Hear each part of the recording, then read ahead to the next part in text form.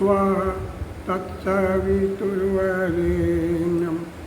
भर्गो देवस्य धीमहि धियो यो नः प्रचोदयात्।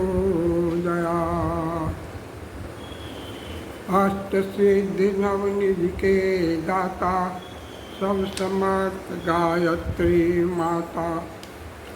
नमोस्तु गुरुवे सत्य तस्मै नमोस्तु गुरुवे तस्मै गायत्री रूपिणे सदा। यस्य वागमृतं हन्ति विषं संसार संज्ञकं। ध्यानमूलं गुरुमूर्तिं पूजामूलं गुरुपदं। मंत्रमूलं गुरुवाक्यं मोक्षमूलं गुरुकृपा। अपने स्वाध्याय के प्रसाद स्वरूप एवं गुरुदेव के विचारों का जन जन तक से फैलाने के क्रम में आज चर्चा करेंगे विचार शक्ति एवं आत्मबोध। सृष्टि ने प्रत्येक मनुष्य को जन्म के साथ ही एक अनुपम निधि प्रदान की है। यह निधि ऐसे अद्भुत संपदा है जिसका मूल्य चुकाया नहीं जा सकता और न ही इसका क्षरण संभव है। इस अमूल्य निधि का नाम है विचार शक्ति। जिस प्रकार पारसमणि साधारण धातु को छूने ही उसे स्वर्ग में परिवर्तित कर देती है, उसी प्रकार विचार शक्ति भी साधारण जीवन की अवधारणा बना देती है। यह मनुष्यों को ऊंचाइयों तक पहुंचाने वाली शक्ति है। कोई चोर इसे चुरा नहीं सकता और कोई विपत्ति इसका हरण नहीं कर सकती। यह मानव जीवन की सुरक्षित निधि है। मनुष्य के विचार यदि उच्च स्तरीय हों तो वह परिस्थितियों की कठिनाइयों के बीच भी सन्मार्ग पर अग्रसर होता है। इसके विपरीत यदि चिंतन भ्रष्ट हो तो सुविधा और साधन होते हुए भी जीवन पतन की ओर चला जाता है। विचार ही साधना का आधार है और इन्हीं पर जीवन की दिशा एवं दशा निर्भर करती है।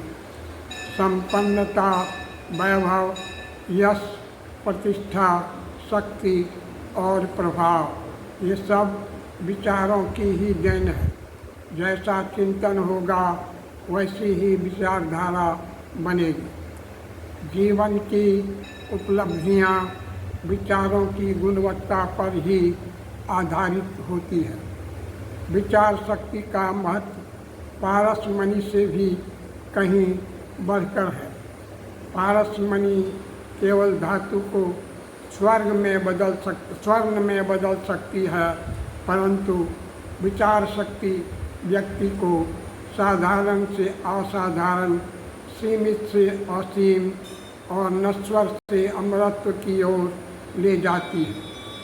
विचार शक्ति की सूक्ष्मतम क्षमता यह है कि वह जीवन की दिशा निर्धारित करती है। यह न केवल लक्ष्य का संकेत देती है बल्कि उसमें निरंतर प्रगति की प्रेरणा भी प्रदान करती है। यही वह परम निधि है जो मनुष्य को उत्थान, उत्कर्ष और परम कल्याण की ओर ले जाती है। ओम भूर्भुवः स्वः तत्सवितुर्वरेण्यं भर्गो देवस्य धीमहि धियो यो नः प्रचोदयात्। ओम भूर्भुवः स्वः तत्सवितुर्वरेण्यं भर्गो देवस्य धीमहि धियो यो न प्रचोदयात्।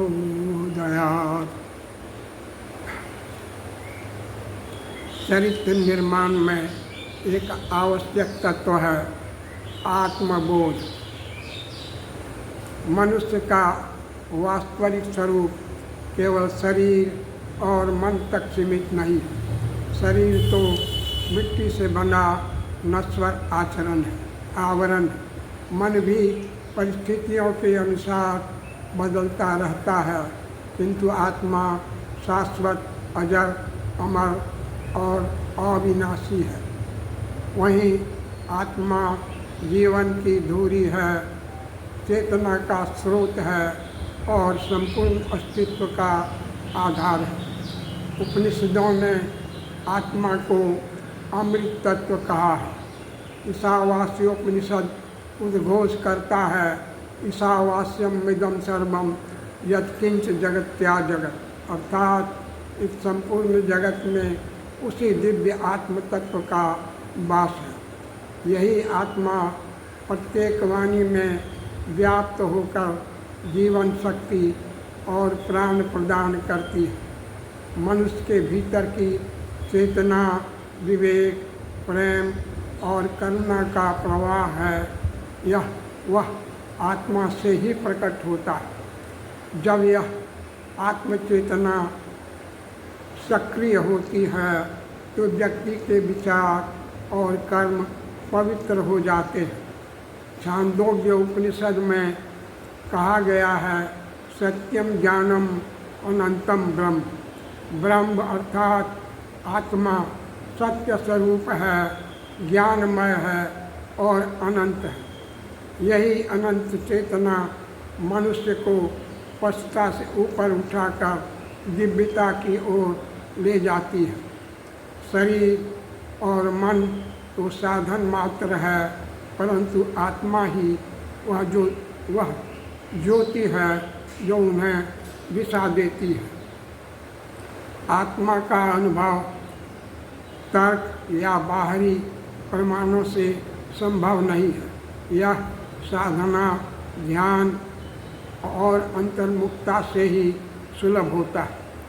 जब मनुष्य अपने अंतःकरण की गहराई में उतरता है, तब वह पाता है कि उसके भीतर एक ऐसी ज्योति प्रज्वलित है जो कभी क्षीण नहीं होती। यही आत्मज्योति जीवन को संतुलित, धैर्य और प्रेरणा प्रदान करती है। कठोपनिषद कहता है, न जायते म्रियते वा कदाचित नायं भूत्वा भविता वा न भूयः। आत्मा न कभी जन्म लेती है और न कभी मरती है। वह नित्य, शाश्वत और अविनाशी है। मनुष्य के जीवन का परम उद्देश्य इसी आत्मा को पहचानना और उसके अनुरूप जीवन जीना है। जब तक आत्मा से दूरी बनी रहती है, तब तक जीवन केवल बाहरी हलचलों और अस्थिरताओं में उलझा रहता है।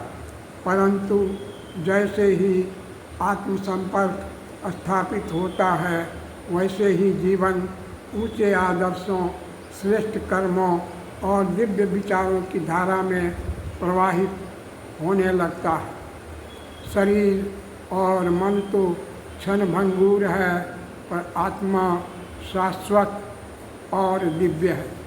जीवन की सार्थकता इसी में है कि हम अपने भीतर की आत्मा को पहचानें और उसके प्रकाश से अपने कर्म, विचार